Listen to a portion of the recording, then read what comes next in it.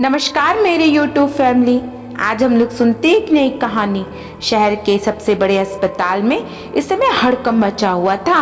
अस्पताल के विशाल इमारत के सामने राजनीतिक दल, महिला मोर्चा और अस्पताल में भर्ती समाज में अच्छी रसूख रखने वाले परिवार की बहू की डिलीवरी के लिए भर्ती किया गया था। सो बहू के मैके और ससुराल पक्ष के सभी लोग अस्पताल स्टाफ से बहस कर रहे थे। बहस धीरे धीरे झगड़े का रूप लेने लगी थी। अस्पताल बहुत ही महंगा था। सभी रोगों के विशेषज्ञ इस अस्पताल में कार्यरत थे। अस्पताल के प्रबंधक मालिक के सामने सेठ हरदयाल क्रोधित मुद्रा में खड़े चीख रहे थे। कहाँ है हमारे खानदान का वारिस? किसे बेच दिया? कहाँ गायब कर दिया? मैं आपके इस चिकित्सा व्यापार को बंद करवा दूंगा। आप जानते नहीं मुझे।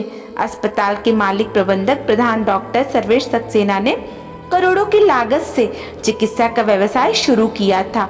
उनके इस विशाल एयर कंडीशन अस्पताल में पहले भी कई तरह की अफवाहें उड़ चुकी थी, लेकिन वे सारी अफवाहें हवा होकर इसलिए रफा दफा हो गई क्योंकि दूसरे नर्सिंग होम्स और सरकारी अस्पताल से गरीब मध्यम वर्ग की किडनी, आंखें निकालकर यहाँ लाई गई थी और बड़े लोगों के शरीर में लगाई गई थी करोड़ों लेकर। लेकिन इस दफा मामला दूसरा था। इस निजी अस्पताल में कोई गरीब और मध्यम वर्गीय आदमी तो आने की हिम्मत ही नहीं कर सकता था। सब धन कुबेर, व्यापारी, राजनीतिक, प्रशासनिक छात्र के उच्चतम लोग ही आते थे। इस बार सेठ हरदयाल की बहू को लड़का हुआ था और थी लड़की। सर्वेश सक्सेना ने लगभग गिड़गिड़ाते हुए कहा, सेठ साहब, आप लोगों के लिए हम क्या क्या नहीं करते। क्या आपके साथ धोखा करेंगे? यकीन मानिए, लड़की ही हुई थी। नर्स ने गलती से फॉर्म में लड़का लिख दिया। मैं कुछ नहीं सुनना चाहता। मेरे खानदान में आज तक लड़की पैदा नहीं हुई है। मेरे चारों लड़कों के यहाँ दो दो लड़के हुए हैं। खुद मेरे पिता के 4 लड़के थे। क्या आप हमारी वंश परंपरा को झुठला देंगे? लड़का होना हमारे खानदान के जीन में है। हमें हमारा बच्चा वापस कर दो। जिसका लड़का है उसे वापस कर दो। मैं अभी नर्स को बुलवाता हूँ। सर्वेश सक्सेना के पास रखी घंटी बजाई। चपरासी दौड़कर अंदर आया और उसे देखकर सर्वेश सक्सेना ने कहा कि कौन सी नर्स थी डिलीवरी वार्ड में?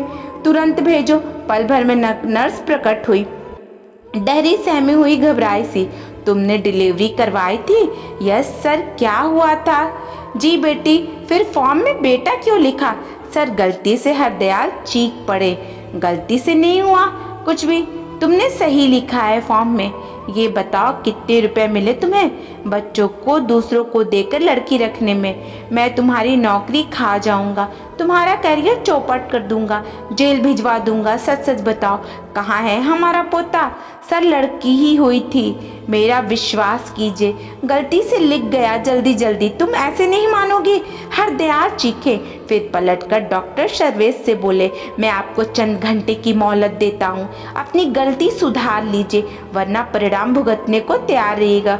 गुस्से में लाला हरदयाल बाहर निकल गए। जिस कक्ष में उनकी बहू भर्ती थी उसके बाहर उनका परिवार खड़ा था। उन्होंने कहा, यहाँ रुकने की किसी को जरूरत नहीं है। सब घर जाओ। मैं अपना पोता लेकर ही वापस आऊँगा। यहाँ सिर्फ हरपाल रुकेगा। उन्होंने हरपाल से कहा, जाओ बहू को दिलासा दो। मैं तब तक पुलिस मीडिया से बात करता हूँ। हरदयाल बाहर निकल गए। हरपाल ने कमरे में प्रवेश किया। अपनी पत्नी के सिर पर प्यार से हाथ रखते हुए कहा, चिंता मत करो, हमें हमारा बेटा मिल जाएगा। हरपाल की पत्नी पार्वती ने कहा, अब इस बच्ची को अपनी किस्मत समझकर स्वीकार कर लीजिए। हरपाल की आंखों में खून उतर आया। वो चीख पड़ा, क्या कह रही हो? हमारा बेटा हुआ था।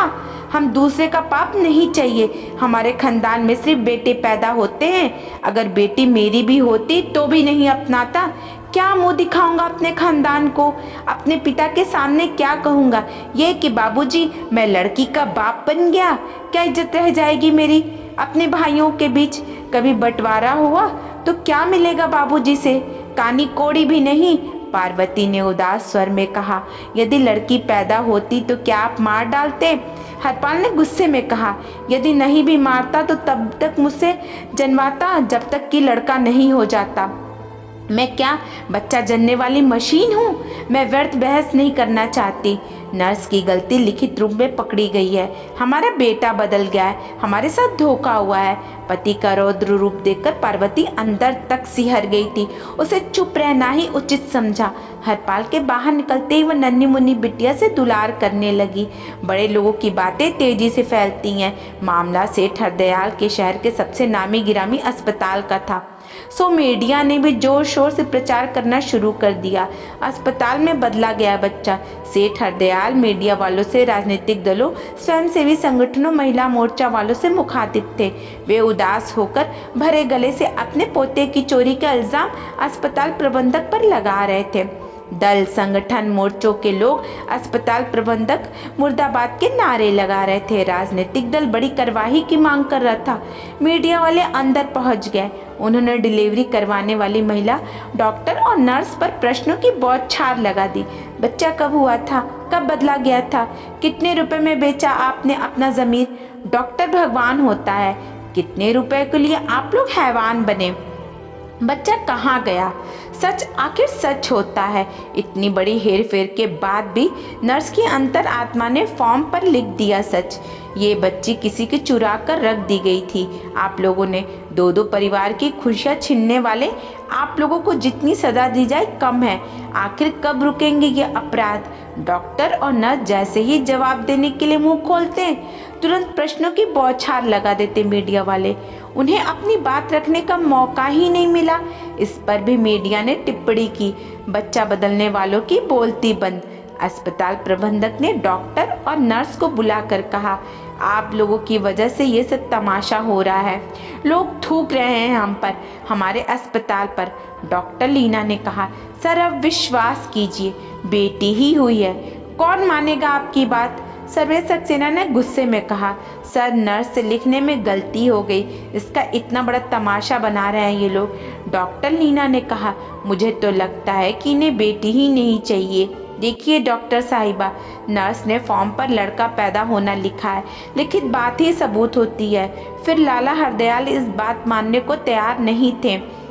आप दोनों की नौकरी तो गई, समझिए। सर आप बच्चे की माँ से पूछ लीजिए, नॉर्मल डिलीवरी हुई है, कोई सीजेरियन नहीं हुआ है। माँ बेहोश है, उसे भी मालूम है कि बेटी हुई है। उसके गर्भ से उसकी बात कौन मानेगा? क्या उसने अपने पति से कहा नहीं होगा? अपने माता पिता से नहीं कहा होगा? अब बात बेटे की है। मुझे लोगों को दिखाने के लिए, अस्पताल की इज्जत बचाने के लिए आप लोगों को नौकरी से निकालना होगा। आपको जो कहना है पुलिस से कहिएगा। बड़े लोगों के मामले में गलती नहीं चलती। आप लोग जा सकते हैं। मीडिया वालों से बातचीत करते हुए डॉक्टर सर्वेश ने कहा, अस्पताल का प्रमुख होने के नाते मैंने तुरंत कार्रवाई करते हुए डॉक्टर लीना और नर्स को नौकरी से निकाल दिया है। हम अपने स्तर पर कार्रवाई कर रहे हैं। मैं उम्मीद करता हूँ कि जल्दी लाला हरदयाल को उनका पोता मिल जाएगा। खबर तेजी से प्रसारित हो रही थी। अस्पताल के बाहर लगी भीड़ मुर्दाबाद के नारे लगा रही थी। लाला हरदयाल ने फोन लगाकर डॉक्टर सर्वेश से, अब हमारे खानदान का चिराग जल्दी ही मिला तो कल मामला पुलिस के पास पहुंच जाएगा। डिलीवरी कक्ष में अचानक मीडिया वाले पहुंच गए। कैमरे की फ्लैश चमकने लगी पार्वती पर। अस्पताल कर्मचारी के लाख समझाने मना करने पर भी मीडिया वाले नहीं माने। उन्होंने अस्पताल कर्मचारियों से कहा, यदि आप भी पाप के इस खेल में शामिल नहीं हैं तो हट जाइए सामने से, सत्य को सामने आने दीजिए, अन्यथा इस खबर में आपको भी खलनायक बनाकर पेश किया जाएगा। कर्मचारी के मुंह के हाथों से छिपाकर एक तरफ हो गए। पार्वती जो, आप घबराइए नहीं, न्यूज़ रिपोर्टर ने कहा, हम आपके साथ हैं, हम आपको इंसाफ दिला कर रहेंगे। आप ही इकलौती चश्मदीद गवाह भी हैं। और पीड़िता के रूप में पार्वती के बयान मसाला लगा लगा कर पेश किए। डॉक्टर सर्वेश परेशान थे। उन्हें अपना कारोबार डूबता हुआ दिखाई दे रहा था। कुछ देर वे आंखें बंद किए हुए व्हील चेयर पर पड़े रहे। फिर उन्होंने सरकारी अस्पताल में पदस्थ अपने डॉक्टर मित्र को फोन लगाकर पूछा, किसी महिला की डिलीवरी हुई है 2-4 घंटे पहले? लड़का? किसी को दूसरी तरफ से आवाज आई, हाँ हुआ तो है, एक औरत का सीजर हुआ है, अभी भी बेहोश है, बच्चा पहुंचा दूंगा, लेकिन मामला बड़ा है, रुपया अच्छा मिलना चाहिए। सर्वेश सक्सेना के चेहरे पर कुछ राहत के भाव आए। सुनो, किसी को कानो कान खबर ना हो, बच्चा दे जाओ और बच्ची ले जाओ। दूसरी तरफ से फिर आवाज आई, अभी तक उसके घर के लोग नहीं आए हैं, जल्दी करना, मैं बच्चे को भिजवा दे रहा हूँ अपने विश्वसनीय आदमी के हाथों। Okay thanks doctor. पार्वती नन्ही बिटिया को दूध पिला रही थी, तभी डॉक्टर सर्वेश, लाला हरदयाल का पूरा परिवार और पीछे पीछे मीडिया पार्वती को बधाई देते हुए बोला, मुबारक हो, आपका बेटा मिल गया। नर्स ने बदल दिया था, हमने सख्ती बरती तो उसने मुंह खोल दिया। ये रहा आपका बेटा। डॉक्टर सर्वेश ने बेटे को पार्वती के पास रख दिया। लाला हरदयाल और उनके परिवार खुशी से झूम उठा, मिल गया माँ का लाल। मीडिया ने ब्रेकिंग न्यूज शुरू कर दी। जैसे ही पार्वती के हाथों से उसकी नवजात बिटिया को लिया गया, वो बिफर उठी। माँ थी वो बेटे की। पार्वती गोद में चंडी बन गई थी।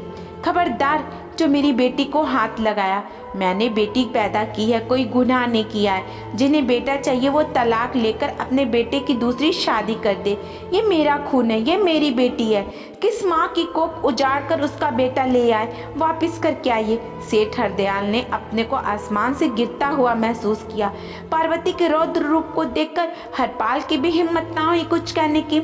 अपनी बेटी को सीने से लगाए पार्वती रणचंडी की मुद्रा में थी। अस्पताल में सन्नाटा छा गया कुछ पल के लिए। अगर इस कहानी ने आपके दिल को छुआ है तो सभी दोस्तों के साथ शेयर करें और हमारे चैनल को सब्सक्राइब कर लीजिएगा। धन्यवाद।